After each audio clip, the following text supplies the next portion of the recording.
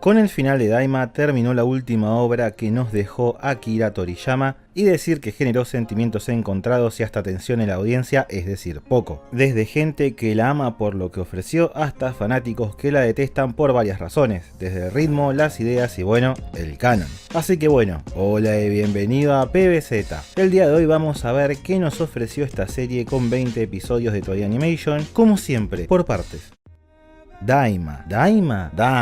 ¿Qué es Dragon Ball Daima? Y no me refiero a es una serie estrenada en 2024 animada por... No, lo que debemos entender antes que nada es cuál es la esencia de Daima, qué busca lograr. Bueno, gracias a varias entrevistas de los productores de la serie e incluso mensajes de Akira Toriyama, sabemos que fue el proyecto en el que estuvo más involucrado el autor de la historia de Goku. También sabemos que no fue un producto hecho a las apuradas, ya que 6 años antes de su estreno, Toei se había acercado al mangaka con la idea solo de pedirle alguna que otra cosa, y el creador de la franquicia se terminó apoderando del proyecto desde la historia hasta diseños por lo interesante que le pareció la propuesta. Para que te hagas una idea de qué tan metido estuvo, sabemos que hasta los diseños de los tipos random que pelean en el bar fueron diseñados por él. El proyecto desde un principio buscó ser la celebración de los 40 años de Dragon Ball, buscando apelar específicamente a aquellos que crecieron con la serie y ahora andan rondando los 30 años. Toriyama decidió que quería contar una historia que generara en ese público original nostalgia, pero especialmente el querer compartir con sus hijos Dragon Ball, recautivando parte de su magia. Y está perfecto. Toei quería hacer GT de nuevo con algunos inputs sueltos de Toriyama para no joderlo mucho, ya que en ese entonces estaba trabajando en Super Hero, y terminaron consiguiendo que el autor decida al mismo recuperar el espíritu original de Dragon Ball, pero con una vuelta de tuerca. Y si lo pensamos, no es algo tan alocado o nuevo, ya que desde hace muchos años, con el regreso de Dragon Ball en el siglo XXI, vimos a Toriyama apropiarse de varias ideas y conceptos creados por Toei, dándoles un toque personal y reboteándolos, y en su mayoría haciendo que sean más interesantes, siendo el máximo ejemplo de ello el nuevo Broly. ¿Eso quiere decir que Daima es GT2 o más de Super con otro nombre? Bueno...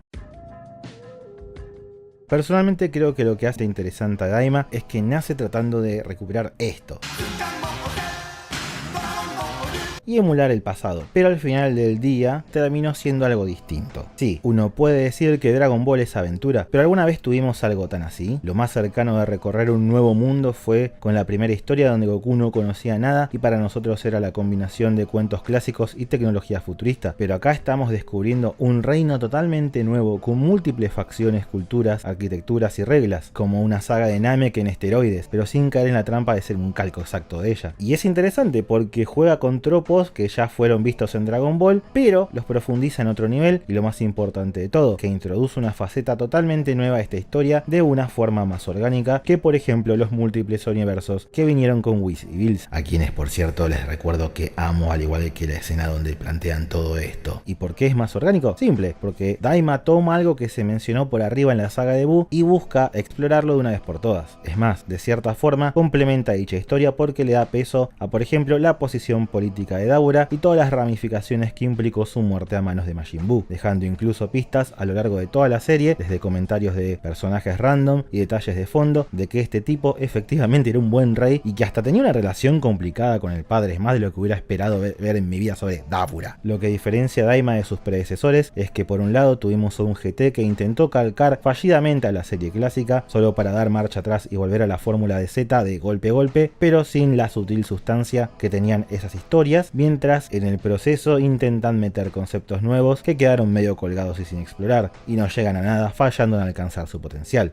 Por su parte, Super intenta recapturar a Dragon Ball Z, al punto de revertir a todos los personajes a sus diseños más populares en la saga de Cell y dejarlos estancados ahí, pasando de un Dragon Ball donde de un año al otro un personaje podía cambiar físicamente y crecer, a un Dragon Ball visualmente estancado que luego de 10 años se animó a hacer pequeñas modificaciones a solo 2 personajes. A ver, no es por criticar a ninguna de las dos series, ambas tienen sus logros y problemas. Dios sabe que le dediqué tiempo de sobra a sus pros y contras con lujo de detalle en este canal, pero Daima no sigue ninguna de las dos rutas en su totalidad. No intenta nada nuevo per se, sino que destruye en un sentido a Dragon Ball lo que sabemos sobre su mundo y vuelve a rearmarlo de otra forma con un marco nuevo. ¿A qué me refiero con esto? Bueno, Daima, en lugar de enriquecer el mundo con algo nuevo, busca enfocarse en varias cuestiones sin respuesta o demasiada ambigüedad y decide otorgarles una resolución pero sin caer en la gran super de crear algo realmente nuevo, sino integrar varias de las ideas sueltas que Toriyama fue contando en entrevistas o databooks a lo largo de los años, o incluso conceptos que según los productores tenía pensado hace mucho tiempo y jamás había expresado públicamente, como que las orejas puntiagudas pueden indicar que alguien es descendiente de un habitante que proviene del mundo demoníaco. Estas ideas van desde cosas de mediana importancia, como integrar finalmente a la ficción la idea de los Kaioshin naciendo de árboles, pero sin copiar y pegar así nomás los databooks de los 90, sino que les hace un ajuste para que ahora Jin sea parte del segundo mundo demoníaco, redoblando la apuesta de Super de que los dioses son, irónicamente, mortales con otras esperanzas de vida, pero también le da un giro dramático al ahora llamado Nahare. Aprendemos que su raza son los Glints y que se van a extinguir eventualmente porque los 5 árboles que les daban su origen se secaron, e incluso vemos como al personaje se le genera algo de fricción con gente del tercer nivel demoníaco al ser considerado de una raza de clase alta, sutilmente estableciendo la idea de un fuerte clasismo entre los 3 reinos que componen al mundo demoníaco. Está muy bien. Así hay un montón de cosas, desde pequeños detalles como la confirmación de por qué Bellito se defusionó dentro de Buu, mucho mejor que lo propuesto por Super, hasta cuestiones enormes como el origen de todos los universos, las razones por las que el reino demoníaco fue abandonado por tantas criaturas y el génesis de los Namekusei como una raza tan poderosa, misteriosa y trágica en lugar de ser algo tan random que Goku encontró de casualidad. Y es totalmente entendible que mucha gente se siente emocionada por todo el lore que ofrece la serie, ya que Dragon Ball siempre fue muy liviana en ese aspecto, al punto que si no haces gimnasia mental rasqueteando todo dato que encuentres es imposible entender cómo funcionan algunas cosas y no son redundantes entre sí, especialmente el rol de todos estos muchachos. Podríamos decir que esta es la mayor característica que la hace distinta a GT, Super e incluso el mismo Dragon Ball clásico. ¿Es perfecto? No realmente, solo sistematiza y ordena todo aquello que es relevante para la historia y algunas cosas no suman ni restan, como cambiar nuevamente el origen de Majin Buu. Pero es como que todo el tiempo estás aprendiendo algo del universo de la serie o de los nuevos mundos que transitamos ahora. Personalmente este aspecto me encantó, fue una de las cosas más interesantes. Incluso el ver el ending con distintas civilizaciones, una especie de Namek abandonado. Nuevamente, así como lo hizo Bills anunciando la existencia de más universos, Toriyama logró que Dragon Ball se sienta gigante y me generó la emoción de querer conocer todo lo que tiene para ofrecer este Daima Wonderland. Por un momento tuve 10 años otra vez, y el poder de lograr eso es muy difícil.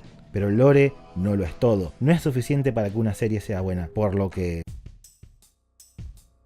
Una de las tragedias de Daima es que le triggerió la cola a medio internet porque estaban esperando a Moro y Granola y les dieron lo que a simple vista parecía Muppets Babies. Entendible tener esa reacción inicial si ves que te achican a todo el mundo, literalmente GT Turbo. Pero recordemos qué busca Daima y cómo se correlaciona con la decisión de Akira Toriyama de hacer a todos infantes. La verdad no es muy difícil hacer ese 2+2. Qué mejor idea de celebrar el aniversario de Dragon Ball que retocando la iconografía clásica del Goku que lo inició todo, dando una vuelta de tuerca en el proceso, haciendo que se sienta nuevo. Así es, acá la idea es jugar un poco con la nostalgia, pero también hacer cosas interesantes con eso. Por ejemplo, de la mano de la reducción de edad causada por el villano, vino un nerfeo importante de poder y adecuación.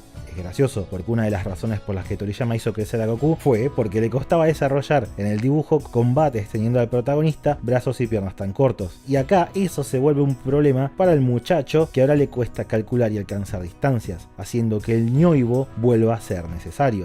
Nosotros, fuera de la historia, sabemos que este báculo regresando es una cuestión de marketing, nostalgia y celebración, pero eso no quita que desde lo narrativo, Daima buscó justificar esto y muchas otras decisiones que hacen que su inclusión en la historia se sienta orgánica. Es más, sorpresivamente le da un sentido de progreso a Goku que no tuvimos por mucho tiempo, porque lentamente vemos cómo va mejorando y recuperando sus habilidades, desde volar, ir adaptándose mejor a los combates, dependiendo cada vez menos del báculo sagrado, hasta incluso ir recuperando el Super Saiyan, que al principio solo puede sostener unos segundos, luego lo manifiesta apropiadamente, logra pushear por un momento el nivel 2 contra el Tamagami y finalmente recupera las 3 fases a pleno para la batalla final contra Goma. Sí, ya voy a hablar de este muchacho, dame un minuto. Y hablando de los Tamagami, me parece impecable que una historia que busca celebrar el legado de Dragon Ball vuelva a estas esferas como lo central nuevamente, mientras al mismo tiempo renueva el concepto. Algo que Toriyama siempre hizo a lo largo de los años, pero acá permitió que tanto Goku como Vegeta puedan brillar brillar, y para el colmo, si bien son sumamente básicos, estos 3 guerreros fueron simpáticos, permitieron buenos combates y distintas pruebas que rozaban lo absurdo, por lo que se sienten fundamentalmente Toriyama. También los Tamagami permitieron moldear la estructura de la historia para que podamos ver los 3 mundos y se sienta como una progresión lógica y no algo forzado.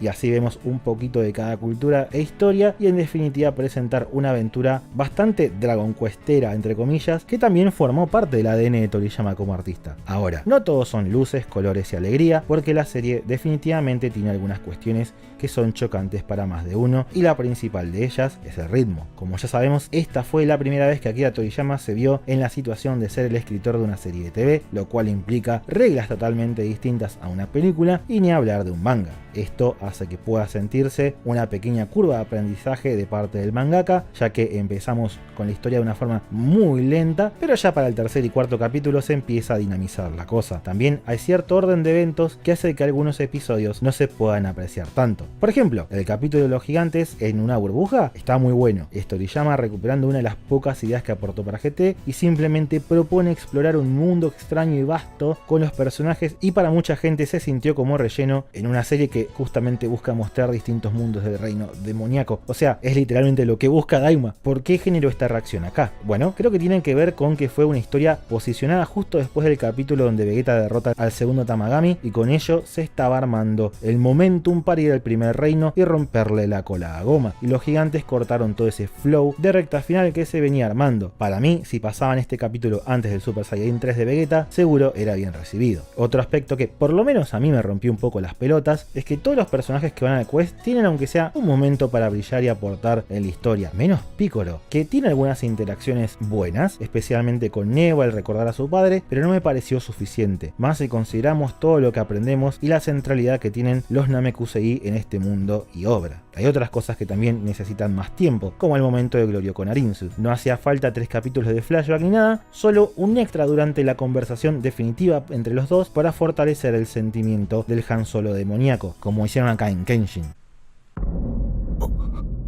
Unas simples imágenes a veces dicen más que 1000 palabras. Finalmente, hacía falta menos repetición de ideas. No necesito que me expliquen 4 episodios seguidos la razón por la que el aire es más pesado en el tercer reino y nerfea todavía más a Goku. Quedó bien claro en la primera, lo entendí, me lo mostraron y quedó genial. No más, por favor, basta Glorio, te lo pido por favor, no hables más del tema. Lo mismo con el recurso de nos robaron la nave. A la primera estuvo muy bien, el gag con Vegeta pasándole lo mismo está perfecto, pero el resto de las veces, para mí, sobró. Faltó algo más de ingenio si se quería reducir la velocidad del progreso de los personajes. Y además, por momentos me frustró porque la serie es inteligente en su exposición, diciendo un montón de cosas con muy poco, como cuando introducen los collares en el tercer mundo. Cuando ves la serie de nuevo, notas que unos capítulos antes de que lo explicaran, muchos Majin tienen el cuello tapado como pasó con Panty. ¿Entendés que es un símbolo de vergüenza portar con eso? O incluso hay otras situaciones, como que cuando Neva le pregunta a Piccolo si sabe Namekiano y le responde que no, todos estábamos tan focalizados en la incongruencia con lo que pasó en el Dragon Ball clásico que no nos fijamos que la cámara estaba enfocando a Glorio durante el intercambio, anticipando 10 capítulos antes que el tipo sabía este lenguaje, cuestión que iba a ser clave. Pero luego tenemos otros momentos donde los personajes se te ponen a leer la Wikipedia por 10 minutos y tengo flashbacks de guerra de cuando Piccolo le preguntó a Cell la hora y el bicho le tiró todo su lore de la guía de Dragon Ball en una sola viñeta, arruinando todo el misterio detrás. Digamos que es un problema muy característico de Toriyama. Otra cuestión que a mí mucho no me jodió, pero que a varios le molestó, es el hecho de que Toriyama crea varios pequeños setups de cosas que luego quedan en nada, siendo posiblemente el más obvio de todos los insectos de fusión, los cuales seguros van a ser explotados a morir en otras entregas de la franquicia. Y realmente los entiendo, es medio frustrante, pero no es nada nuevo. Me parece que tiene que ver con la naturaleza de Toriyama de ir improvisando en el camino para generar interés en la audiencia semana a semana. Un rasgo que no veíamos hace mucho, porque no es lo mismo escribir para una serie de 20 episodios que una película. Estamos hablando del tipo que cuando estaba dibujando a Trunks matando a Freezer todavía no había decidido que iba a ser hijo de Bulma y Vegeta. Son cuestiones que surgen con su estilo de escritura y que a lo sumo en el pasado uno no lo cuestiona tanto porque lo vio de chico y acá le parece algo nuevo, pero es algo que siempre estuvo ahí. No lo justifico, es un problema, pero tal vez ya me acostumbré a verlo en todos lados a lo largo de Dragon Ball. Después está el tema del tramo final, que veo que a muchos les encantó, con la pelea contra Goma. Y lo entiendo, es un combate bueno, donde todos logran luchar juntos, cosa que se aprecia hasta que, bueno, involuciona a Goku Time.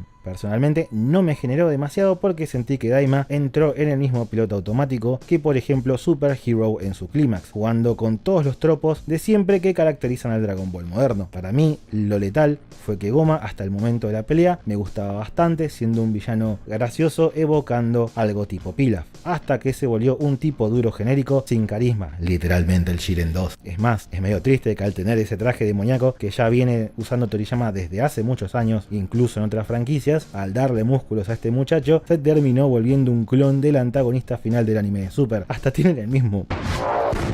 Después está el Super Saiyajin 4, que sí rompió internet, hizo a todos felices porque el canon, etcétera, etcétera, etcétera. Y que a mí también me encantó. Me gusta que Toriyama hizo pequeños ajustes para que sea todavía más gorilesco en sus proporciones y que la serie acompañe eso con sus movimientos. Por momentos, este Goku parecía el Tarzán de Disney en la forma en que se movía. Fantástico, un gran detalle, pero nuevamente es un power up que sale de la nada. La explicación es muy random, considerando que es tan distinto al resto de la línea de evolución de los Super Saiyajin, por lo que necesitaba una explicación y un lore más sólido. Es muy gracioso porque en menos de 3 capítulos el Super Saiyajin 4 pasó de ser una sacada del culo a un mago lo hizo a hice la misión secreta del Budokai 3 antes de empezar la serie. Eso hace que no se sienta como algo que el personaje se ganó, tampoco es una transformación que tuvo algo simbólico detrás o algún tipo de sustancia. Por ejemplo, la fase 4 de GT también es una sacada de culo más grande que una casa, pero por lo menos la manera en que Goku se transforma, lo que tiene que pasar el personaje, el simbolismo de la Tierra como la Luna y mucho más, hacen que se pueda dejar pasar dentro de todo la inexistencia de un lore detrás de la forma para varios de la audiencia y obtenga un estatus icónico como otras transformaciones en el pasado. Así que, así sea Toriyama, su último trabajo y lo demás, no quita que la serie tiene todas estas cuestiones negativas con las que carga y quedan cada uno si son más pesadas que sus pros. En mi caso particular, sí, estas cosas me rompen un poco las pelotas, pero no siento que le resten demasiado a Daima. No es algo que rompe la experiencia, para mí es una buena serie y lejos de ser lo peor que ofreció Dragon Ball.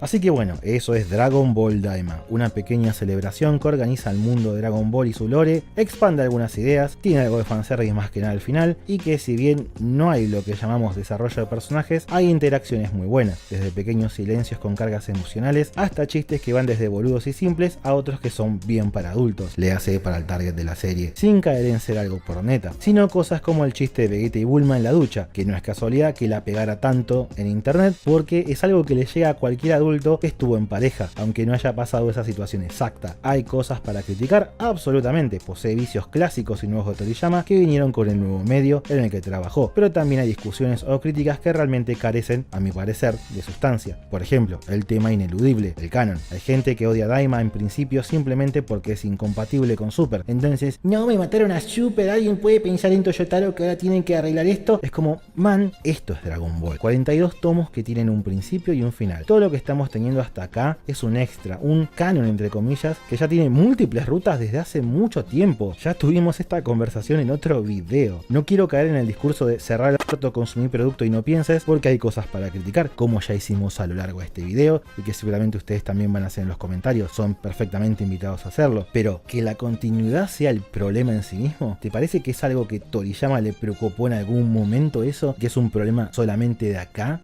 ¿Qué? ¿No sabían que existía un aeropuerto en la aldea Pingüino? Ah, vamos, no se exalten por pequeñeces como esta.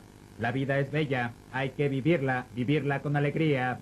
Ja, ja. Daima es simplemente una ruta alterna más de una franquicia que ya estaba llena de rutas alternas hace más de 10 años. También me llama la atención el problema que tienen varias personas con el tono, de cómo les molesta que los Majin sean poco serios o incluso el gag al final. Hay toda una parte del fandom que intenta hacer que Dragon Ball sea súper serio y oscuro cuando siempre tuvo un tono flexible, donde cuando intenta ser más liviano, la prioridad número 1 de Toriyama es hacer un buen chiste. Recordemos que es un manga donde Goku en un capítulo estaba de joda con Arale y al siguiente estaban matando a Bora, con toda una situación súper trágica contra Tao Pai Pai. Incluso vi gente llorando con el plot twist del final. A ver, el último chiste de Toriyama es que el ítem más poderoso del mundo demoníaco se puede comprar en un negocio perdido por ahí en el tercer reino. Y a muchos les molesta, pero ¿no es acaso eso lo más Dragon Ball del mundo? Muchas veces lo he dicho y Toriyama literalmente me lo confirmó hasta el final. Nada es sagrado en Dragon Ball. Este último gag no solo encapsula a la perfección el espíritu de la historia de Goku, Goku y sus amigos, sino la filosofía de Akira Toriyama al momento de crear historias. Y para mí, que sea lo último que nos dio, le da un punto final perfecto al legado de este maravilloso mangaka. Así que, ¿rompe Daima Dragon Ball? Sí, pero no en el sentido de que lo arruina, sino que juega con todo lo que hizo a la serie para darle una última vuelta de tuerca reacomodándola y celebrar el legado de Goku y sus amigos de una forma familiar y al mismo tiempo renovada. Y eso es todo por hoy, espero que te haya gustado el video. Me encantaría que te pongas abajo qué te pareció a vos Daima, sé que está bastante divisiva la situación. Y si te gustó esto, te invito a suscribirte porque estoy analizando todo el manga clásico de Dragon Ball. Ya analicé todo el manga de Super e incluso ya se habló en este canal de toda la serie de Super. Así que bueno, gracias por llegar hasta acá y nos vemos la semana que viene.